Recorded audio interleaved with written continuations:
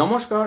Astro research চ্যানেলে আপনাদের অতি প্রিয় কাছের মানুষ, পছন্দের মানুষ এবং ভালোবাসার মানুষ জ্যোতিষ আচার্য শ্রী সিদ্ধার্থ আজ আবারও উপস্থিত হয়েছি। আজ আপনাদের সামনে আবারও একটি তাৎপর্যপূর্ণ এবং সময় উপযোগী এপিসোড নিয়ে সরাসরি আলোচনা তুলে ধরতে। বন্ধুগণ, আমি আজ থেকে প্রতিটি রাশি এবং প্রতিটি লগ্নের জন্য বর্ষ 2026 কেমন কাটবে তাই নিয়ে ধারাবাহিক এপিসোড শুরু করলাম। আজকে আমি আপনাদের সামনে আলোচনা তুলে ধরব মেষ রাশি এবং মেষ লগ্নের জাতক জাতিকাদের জন্য বর্ষ 2026 কেমন কাটতে চলেছে। বন্ধুগণ, আমি আলোচনা শুরুতে দু একটি কথা আপনাদের বলে নিতে চাইবো।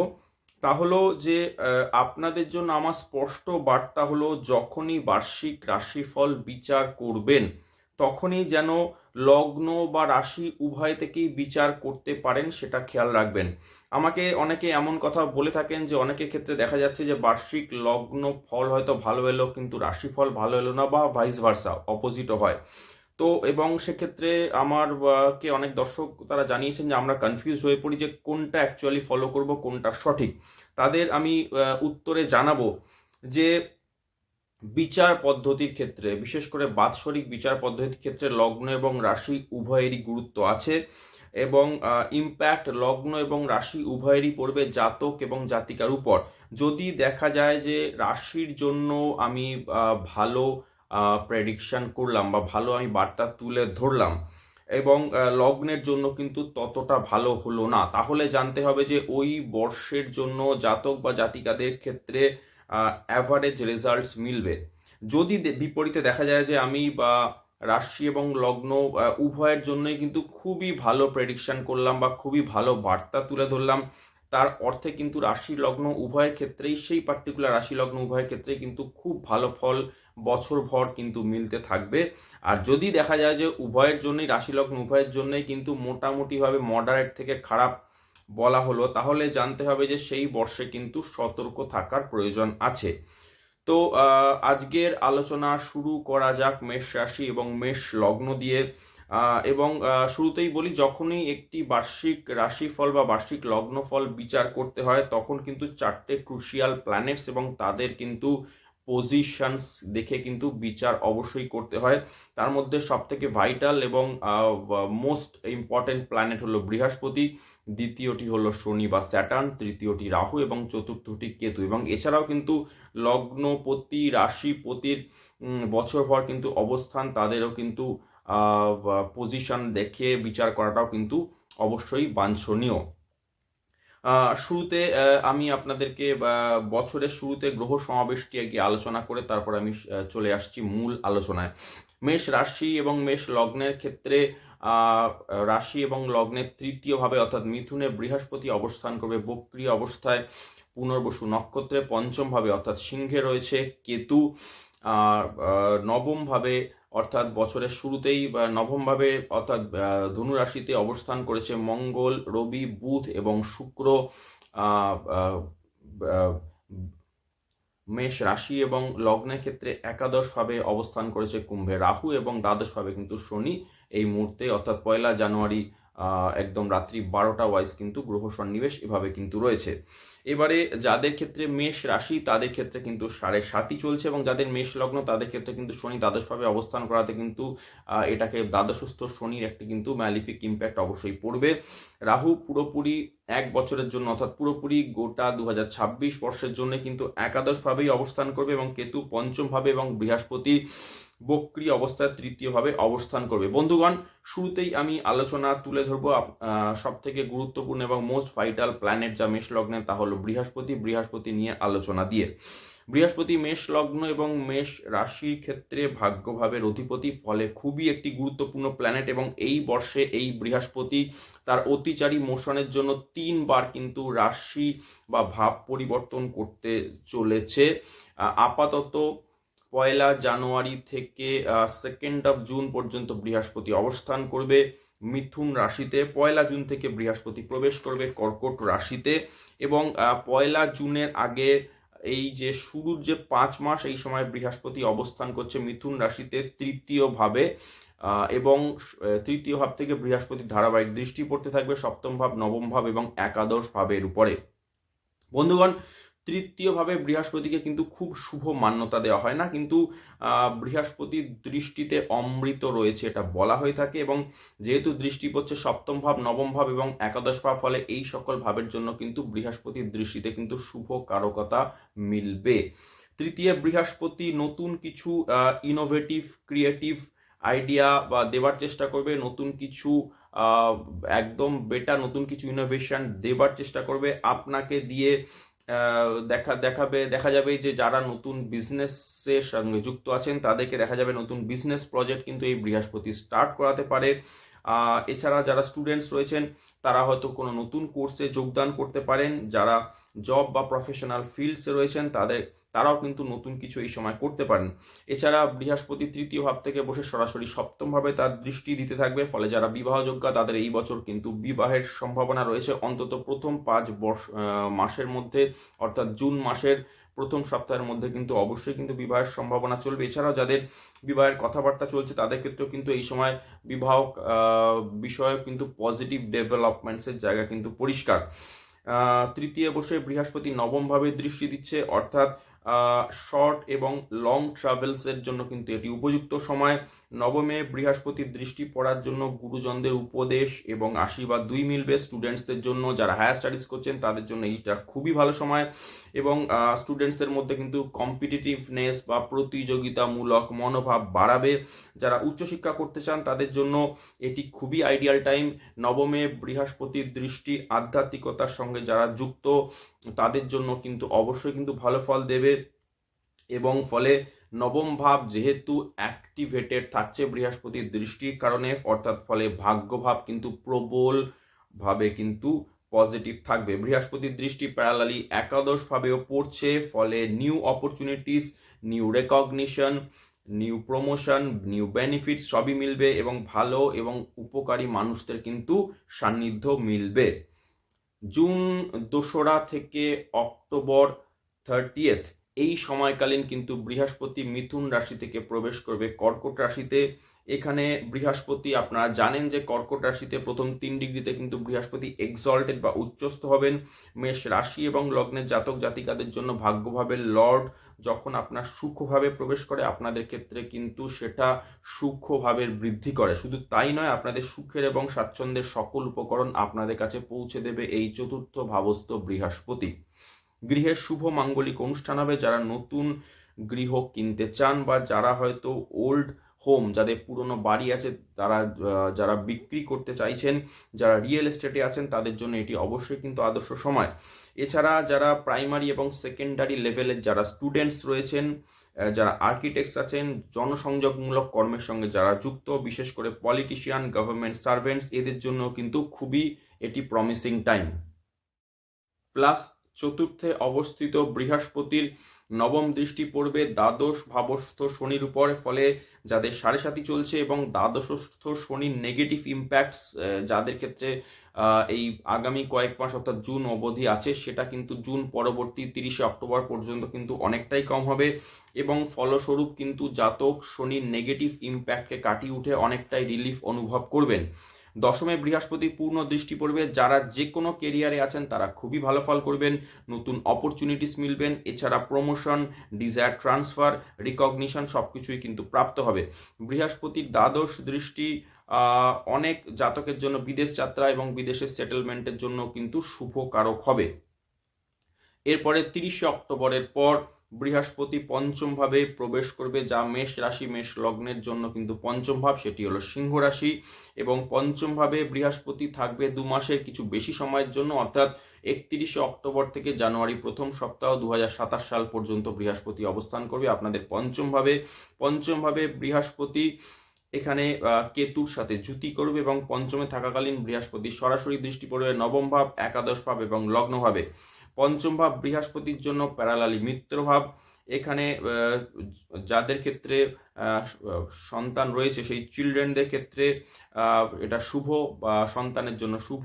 জাতক যদি এডুকেশনের সঙ্গে যুক্ত থাকেন সেক্ষেত্রেও কিন্তু এই পঞ্চমভাবে অবস্থিত বৃহস্পতি কিন্তু ভালো ফল দেবে। এছাড়াও জাতকের ক্রিয়েটিভিটি বাড়বে, জাতকের যদি কোনো প্রেম অ্যাফেয়ার্স বা কোনো প্রেমজ সম্পর্কে যদি যুক্ত থেকে থাকেন সেই সম্পর্কিত শুভ ফল মিলবে। এছাড়াও কিন্তু পঞ্চমভাবে অবস্থিত বৃহস্পতি স্পেকুলেটিভ গেইনসও কিন্তু দিতে থাকবে। জাতকের পঞ্চম ভাব থেকে বিচার করা হয় জাতকের অর্জিত পূর্ব জন্মের কর্মফল। তো সেই গৃহে যদি বৃহস্পতি ট্রানজিটে এসে অবস্থান করে তাহলে সেই জাতকের ক্ষেত্রে পূর্ব অর্জিত পুণ্য ফলেরও কিন্তু বৃদ্ধি ঘটায় এই বৃহস্পতি।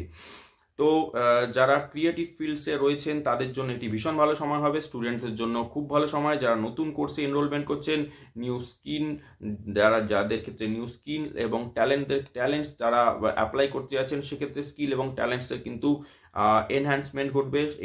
এছাড়া এই সব কিছুর জন্য কিন্তু এইটি ভালো সময়। আপনাদের একটু আগেও বললাম যে লাভ রিলেশনস বা প্রেমজ সম্পর্ক এগিয়ে নিয়ে যাওয়ার জন্য শুভ সময়। এছাড়া আপনারা পঞ্চমে যেহেতু বৃহস্পতি পড়ে সরাসরি একাদশ ভাবের উপর তার পূর্ণ দৃষ্টি পড়বে, আপনাদের বলতে পারি আপনাদের পুরানো ইনভেস্টমেন্টস থেকে আপনারা লাভ ওঠাতে পারবেন এই সময়। এবং আপনাদের এটুকু আমি আলটিমেটলি বলবো যে মেষ লগ্ন এবং মেষ রাশির জন্য গোটা 2026 বর্ষে বৃহস্পতির পজিশন কিন্তু খুবই শুভ। বৃহস্পতি কিন্তু ধারাবাহিক সারা বছর খুবই ভালো ফলাফল আপনাদের জন্য প্রদান করতে থাকবে। চলে আসি দ্বিতীয় বৃহত্তম গ্রহ শনি নিয়ে আলোচনায়। মেষ রাশি এবং মেষ লগ্নের জন্য দ্বাদশ ভাবস্থ শনি দ্বাদশ ভাবে অবস্থিত থাকাকালীন দ্বিতীয় ভাব, ষষ্ঠ ভাব এবং নবম ভাবে পূর্ণ দৃষ্টি দিতে থাকবে। যাদের মেষ রাশি তাদের ক্ষেত্রে অলরেডি 7.5 শুরু হয়ে গেছে এবং যাদের মেষ লগ্ন তাদের ক্ষেত্রে দ্বাদশস্থ শনি কিন্তু খুব একটা শুভ কারক নয়। দুই ক্ষেত্রেই কিন্তু শনি স্থিতি আমার ক্ষেত্রে কিন্তু খুব একটা মজবুত বা মঙ্গলজনক নয়। শনি দ্বাদশে অবস্থান করে দ্বিতীয় দৃষ্টি দিচ্ছে, অর্থাৎ ল্যাক অফ মানি বা অর্থাভাব ঘটাতে পারে। দ্বাদশভাবে শনি থাকছে অর্থাৎ লসেস বা অর্থ ক্ষতিরও কিন্তু সম্ভাবনা থাকবে। শনি প্যারালালি ষষ্ঠভাবে দৃষ্টি দেবে অর্থাৎ health problems, trouble from enemies কিন্তু দেবে। শনি নবমভাবে দৃষ্টিতে থাকবে অর্থাৎ ভাগ্যভাবের গতি কিছুটা হলেও কিন্তু থমকে যাবে বা স্লথ হতে পারে। শনি দ্বাদশভাবে এমনিতেই শুভকারক নয়, যেহেতু শনি মেষ লগ্ন এবং মেষ রাশির জন্য দশম ভাব এবং একাদশ ভাবের লর্ড অর্থাৎ কেরিয়ার এবং প্রফিটসের লর্ড। এবং দেখা যাচ্ছে যে 2026 বর্ষে বেশিরভাগ সময় কিন্তু শনি উত্তর ভাদ্রপদ নক্ষত্রে অবস্থান করবে, যেটি শনি নিজের নক্ষত্র। ফলে আপনাদের অর্থাৎ মেষ রাশি এবং মেষ লগ্নের জাতক জাতিকাদের জন্য দশম ভাব এবং একাদশ ভাব উভয়ই কিন্তু অ্যাক্টিভেটেড থাকবে। যদিও আমি বলতে পারি যে চ্যালেঞ্জেস প্রচুর পরিমাণে থাকবে, পরিশ্রমও করতে হবে, কিন্তু যদি ডিসিপ্লিন থাকেন, যদি ফোকাসড থাকেন, যদি আপনি এসকেপিস্ট না হয়ে থাকেন, অর্থাৎ দেখা যাচ্ছে যে এমন কোনো পরিস্থিতির সৃষ্টি হলো যেখান থেকে কিন্তু আপনি সেখান থেকে কিন্তু পিছিয়ে গেলেন বা সেখান থেকে আপনি পালিয়ে গেলেন, যদি এরকম ঘটনা না হয়, আপনি যদি যে কোনো পরিস্থিতিকে যদি আপনি যথেষ্ট ফোকাসড হয়ে যথেষ্ট রেসপন্সিবিলিটির সাথে যদি ফেস করতে পারেন, তাহলে আপনাদের এটুকু বলবো যে শনি কখনোই আপনাদের কিন্তু নেগেটিভ ফল দান করবেন না। এর সাথে সাথে শনি চান যে আপনি আপনার নিজ রেসপন্সিবিলিটি যেন সঠিকভাবে পালন করেন। এছাড়া আপনি যদি কোনো কোম্পানি ওনার হন বা আপনার নিচে যদি কোনো অধস্তন কর্মীরা যদি কাজ করে থাকেন তাদের প্রতি আপনি যথাযোগ্য খেয়াল রাখুন, এটাও কিন্তু শনি চান। আপনাদের বলে থাকি যে স্পেশালি জুন মাসের 2 তারিখ থেকে অক্টোবর মাসের 31 তারিখ পর্যন্ত বৃহস্পতির নবম দৃষ্টি সরাসরি পড়বে দ্বাদশ ভাবস্থ শনির উপর। ফলস্বরূপ আপনাদের বলতে পারি যে এই 5 মাস কিন্তু লসেস বা ক্ষতি কিন্তু অনেক কম হবে, বরং আপনাদের ক্ষেত্রে হেলথের ইমপ্রুভমেন্ট আমি পাচ্ছি। এর সাথে সাথে দ্বাদশভাবে বৃহস্পতির নবম দৃষ্টির কারণে অনেকে বিদেশ যাত্রা করবেন। দ্বাদশ ভাবস্থ শনি কর্মের জন্য আপনাদের বিদেশে এই সময় পাঠাতে পারে। ফলে আপনাদের বলে থাকি যে চতুর্থ ভাবস্থ শনির একটু ভুল বললাম, চতুর্থ ভাবস্থ বৃহস্পতির পজিটিভ অ্যাসপেক্টের জন্য শনির ম্যালিফিক যে পজিশন বা শনির যে ম্যালিফিক যে ইম্প্যাক্ট সেটা কিন্তু অনেকটাই কিন্তু ম্যানেজ করে দেবে। শনি নিজ নক্ষত্রে থাকার কারণে শনি দশম ভাব এবং একাদশ ভাব উভয় ভাবকেই অ্যাক্টিভেটেড রাখবে। শনির যেহেতু ডিসপোজিটারও বৃহস্পতি, ফলে বৃহস্পতি যখন খুব ভালো পজিশন থাকবে শনিও কিন্তু আপনাকে কখনোই খারাপ ফল দান করবে না। প্রতিকারে চলে আসি।